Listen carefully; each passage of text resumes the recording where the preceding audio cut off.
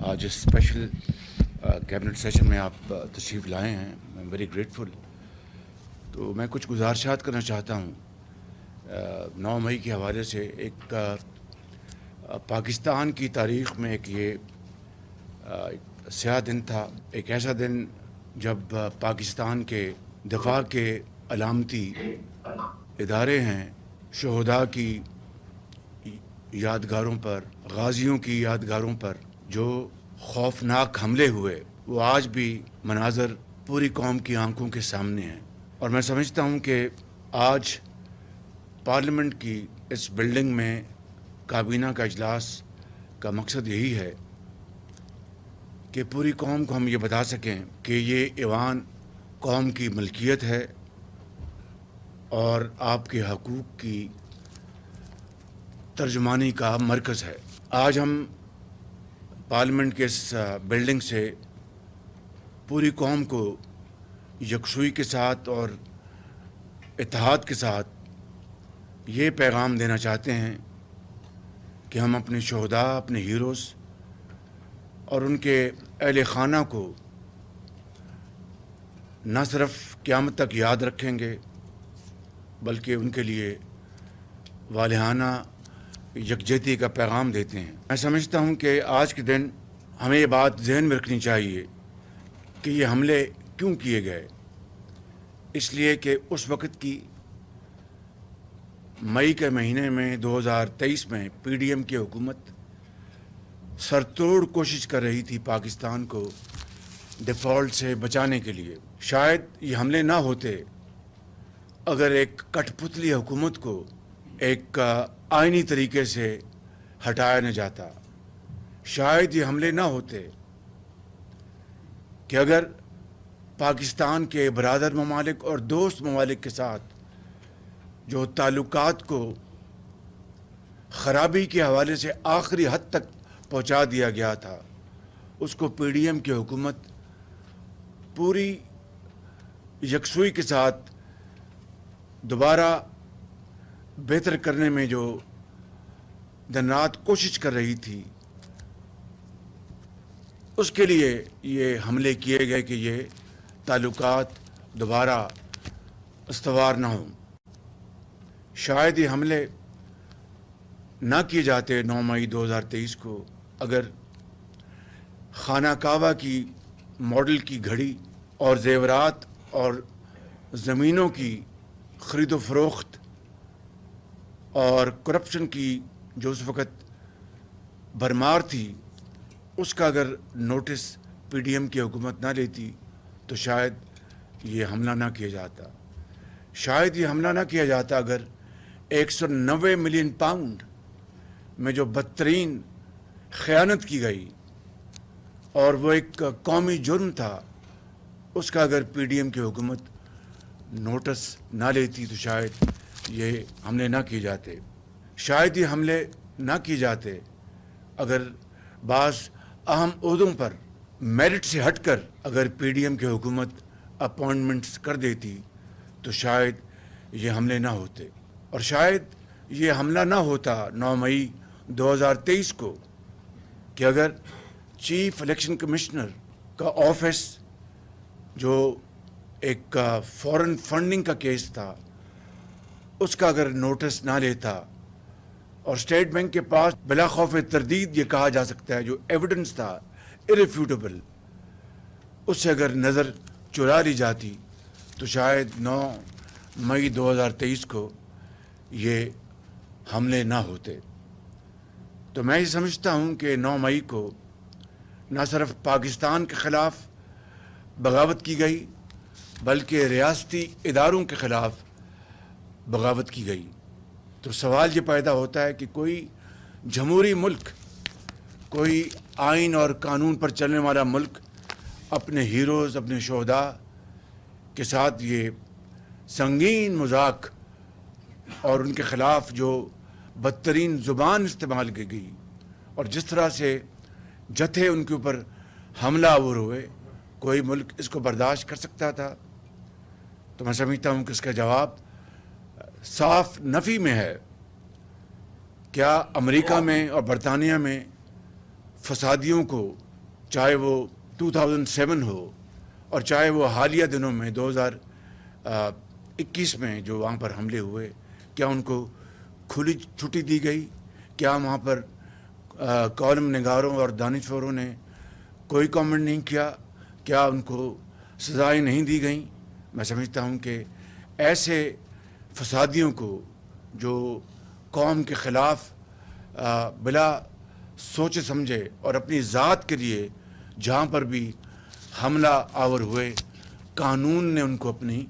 گرفت میں لیا۔ اور سب سے بڑی مثال حضرت بابا قوم حضرت قائد اعظم کی ہے کہ ان کی جو تاریخی، ان کی جو جدوجہد تھی، ان کی جو قربانیاں تھیں، ان کی جو محنت تھی، کوئی ایسی کوئی مثال ملتی ہے تاریخ میں کہ جہاں پر بدزمانی، گالم گلوچ یا اس طرح کے ہتھ کنڈے استعمال کیے گئے ہوں؟ میں سمجھتا ہوں کہ حضرت قائد اعظم کی جو تحریک ہے، ان کی لیڈرشپ ان تمام چیزوں سے بلند ہے، اور وہ ایک مثال ہے پوری قوم کے سامنے۔ اور صرف یہ نہیں، پاکستان کی تاریخ دیکھ لیں، 1947 کے بعد کیا کیا کڑے امتحانات سے سیاستدان نہیں گزرے، کتنی کتنی عظیم سیاستدانوں نے قربانیاں نہیں دیں، اور کتنے کتنے سخت ان کے اوپر رقیق حملے نہیں ہوئے اور جیلیں برداشت کی، ہتھکڑیاں۔ مگر پاکستان کی تاریخ گواہ ہے کہ ماں سوائے 9 تاریخ کے واقعے کے جب کبھی اس طرح کے امتحانات سے سیاستدان گزرے تو کسی نے کہا کہ پاکستان کھپے، اور کسی نے کہا کہ تمام تر مظالم اور تمام تر مشکلات اور ظلم کی جو پہاڑ تھے ان کو برداشت کیا، اور کہا کہ میں پاکستان کے خلاف ایک لفظ بھی بولنا تو دور کی بات میں سوچ بھی نہیں سکتا۔ یہ ہیں وہ مثالیں جو پاکستان کی جو حالیہ تاریخ ہے وہ اس سے بھری پڑی ہے۔ تو میں سمجھتا ہوں کہ آج ہم یہاں پر یہ جو اسپیشل سیشن ہم نے کابینہ کا جو یہاں پر بلایا ہے، اور میں آپ سب کا شکر گزار ہوں کہ 9 مئی کے حوالے سے وہ جنہوں نے حملے کیے وہ چاہتے ہیں کہ آج اس کے اوپر جھوٹ کا پردہ گرا دیا جائے، اور یعنی ڈھڑائی کے ساتھ قوم کو جھوٹ اور تمام تر جو دوسرے ہتھ کنڈے کے ذریعے قوم کی توجہ جو ہے وہ دوسری طرف مبذول کروائی جائے۔ یہ وہی لوگ ہیں جنہوں نے، آپ کو یاد ہے کہ 35 پنکچر کی بات کی تھی، اور جب اس کا راز کھلا تو ان کے پاس منہ چھپانے کی کوئی جگہ نہیں تھی۔ یہ وہی لوگ ہیں جنہوں نے سائفر کے حوالے سے کیا کیا پینترے بدلے، کبھی اس کو امریکی سازش قرار دیا، اور پاکستان کے جو تعلقات ہیں اس میں سرد مہری کے موجب بنے۔ کبھی انہوں نے یہ کہا کہ نہیں، یہ امریکی سازش نہیں، یہ تو یہاں کے لوگوں کا کردار ہے، پھر دوبارہ پینترا بدلا کہ نہیں، یہ تو امریکی سازش ہے۔ پاکستان کی نہ صرف رسوائی کی، ہمارے تعلقات کو بہت اس کو ذوف پہنچایا، پاکستان کے تعلقات کو دھچکا لگا، اور آج تک ہم پوری اجتماعی کاوشیں بروئے کار لا رہے ہیں کہ ہم اپنے تعلقات کو دوبارہ اس سطح پر لے آئیں جس سے کہ برابری کی سطح پر ہم دوبارہ اپنے ان دوستوں سے، ان ممالک سے اپنے تعلقات کو آگے بڑھا سکیں۔ میرے انتہائی قابل احترام کابینہ کے ممبرز، بھائی اور بہنوں، میں یہ کہنا چاہتا ہوں کہ 9 مئی کا جو واقعہ تھا اس کے دلخراش مناظر وہ پوری قوم نے دیکھے، مگر آج تک جنہوں نے بغاوت پر اپنے جتھوں کو اکسایا، بغاوت کا ایک منظم پروگرام بنایا، وہ آج تک اس کو جھٹلاتے ہیں اور جھوٹ کے ذریعے ان حقائق کو مسخ کرنے کی کوشش کرتے ہیں۔ لیکن سچ سچ ہوتا ہے اور جھوٹ جھوٹ ہوتا ہے، وہ قیامت تک اس کو آدمی بدل نہیں سکتا۔ ایک سچ جو ہے 1 سال بعد، 10 سال بعد، 20 سال بعد سامنے اونت کر آتا ہے، اور جھوٹ بھی جو ہے اس کی ساری جو حقیقت ہے وہ قوم کے سامنے ایک دن آ جاتی ہے۔ آج آپ نے ویڈیوز دیکھی ہیں کس طرح جو وہ کہہ رہے ہیں کہ انہوں نے اس سازش، اس بغاوت کے منصوبے کو بنایا اور سازشوں کو اکسایا، اور کس طرح آپ نے دیکھا کوئی بس کے اوپر چڑھ کر کہہ رہا ہے کہ میں فلاں جگہ جا رہا ہوں، ایک ویڈیو کے ذریعے پیغام دے رہا ہے کہ آپ نے فلاں جگہ پہنچنا ہے، ایک خاتون یہ کہہ رہی ہے کہ میں فلاں جگہ پہنچ گئی ہوں، اور پھر اس کے بعد کس طرح ان کو یہ اکسایا گیا کہ آپ گھلاؤ جراؤ کریں، جا کے ان اداروں کو آپ خدا نخواستہ مسمار کر دیں، جا کے شہداء کی قبروں کو ان کی توہین کریں، ہیروز کی توہین کریں۔ یہ دیکھتی آنکھ نے ایسے دلخراش مناظر کبھی نہیں دیکھے۔ دشمن کو بھی یہ جرأت نہیں ہوئی، دشمن کو بھی، کہ اس طرح کی وہ کبھی حرکت کبھی سوچ سکتا۔ دشمن نے حملے کیے، اس کو منہ توڑ جواب ملا۔ تو میں یہ سمجھتا ہوں کہ آج یہ بات طے ہے کہ یہ ایک منظم ایک منصوبہ تھا بغاوت کا، یہ پوری طرح اس کی پلاننگ کی گئی اور بتایا گیا تھا ان جتھوں کو آپ نے کب اور کہاں اور کس وقت کس جگہ پر جا کر آپ نے حملہ کرنا ہے۔ تو یہ ایک منظم جو سازش، یہ صرف یہی نہیں تھی کہ شہداء کو، ہیروز کو، اداروں کو ان کی بے توقیری کی جائے، بلکہ یہ بغاوت تھی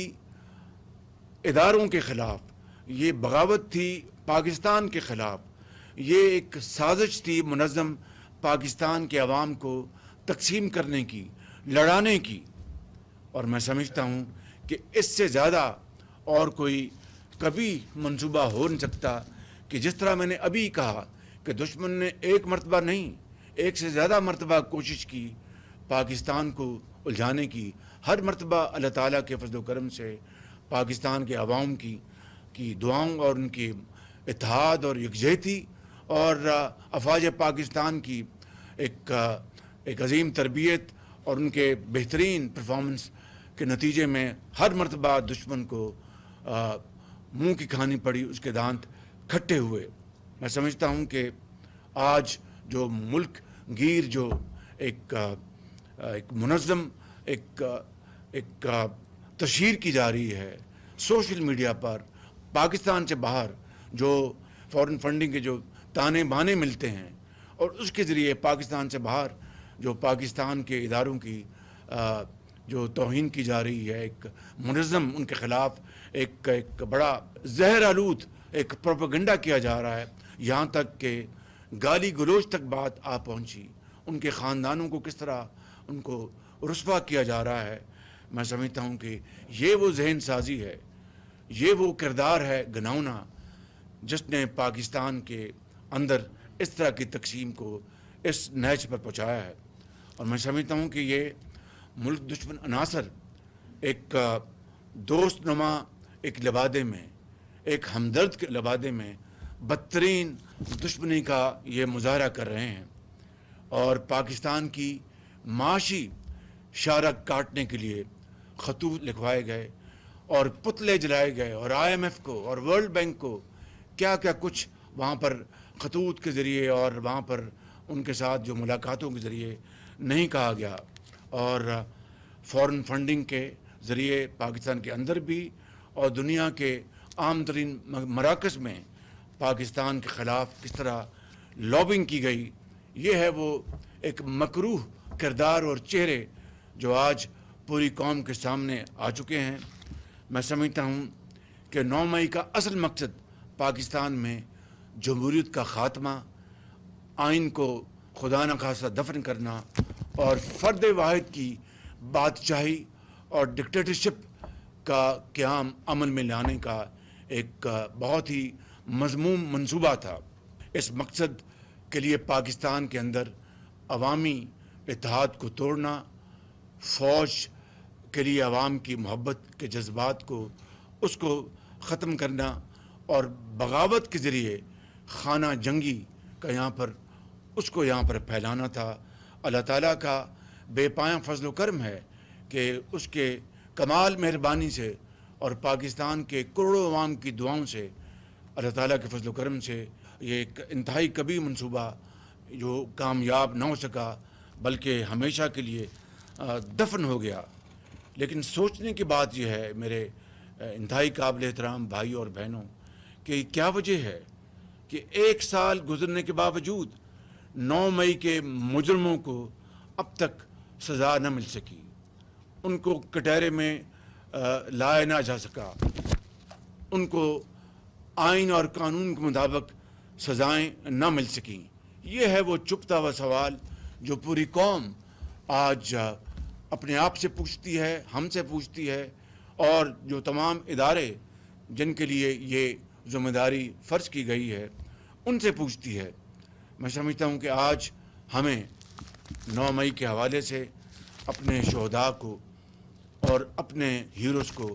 ہمیں یہاں پر سلام پیش کرنا ہے، اور میں یہاں پر بلا خوف تردید کہنا چاہتا ہوں، مجھے اس میں یہ بات کہنے میں کوئی باک نہیں کہ 9 مئی کا جو منصوبہ تھا، ناپاک منصوبہ، جس طرح میں نے یہاں پر گزارشات کی ہیں، یہ نہ صرف پاکستان کے خلاف سازش تھی، بغاوت تھی،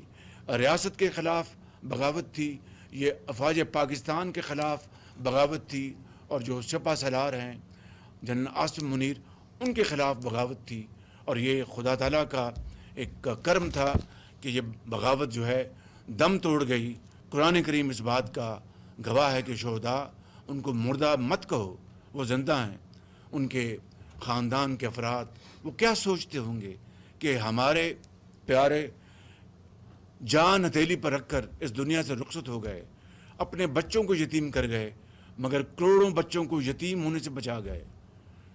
ان کی بیویاں بیوہ ہو گئیں، مگر کروڑوں جو خواتین ہیں وہ بیوہ ہونے سے بچ گئیں۔ وہ آج کیا سوچتے ہوں گے کہ ان کے ساتھ جو کیا گیا 9 مئی کو، اس سے زیادہ میں سمجھتا ہوں کہ دل خراش مناظر کوئی سوچ بھی نہیں سکتا، یہ سوچ سے باہر ہیں۔ میں سمجھتا ہوں کہ آج ہمیں